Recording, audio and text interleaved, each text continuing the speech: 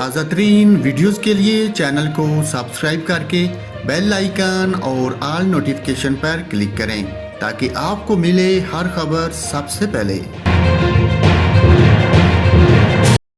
اور ناظرین، ملک بھر میں بارشوں کا سلسلہ جاری ہے۔ اسلام آباد میں موسلادھار بارش کے بعد کئی علاقوں میں پانی جمع ہو گیا، سڑکیں تالاب اور گلیاں ندی بن گئیں۔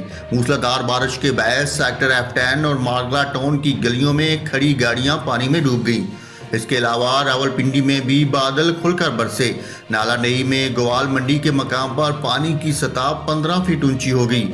کراچی میں 70 ملی میٹر برسنے والی بارش کا پانی 2 روز تک بعض علاقوں میں موجود ہے۔ لاہور میں 161 ملی میٹر بارش برسی اور بارش ختم ہونے کے بعد شہر کا زیادہ تر علاقہ صاف ہو گیا۔ ڈپٹی کمشنر لانگ بوٹ پہن کر خود نگرانی کرتے رہے۔ بارش کے ساتھ ہی بجلی کے 100 سے زائد فیڈر ٹرپ کر گئے۔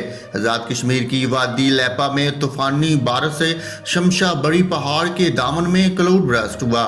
سیلابی ریلے سے متعدد دیہات کو نقصان پہنچا۔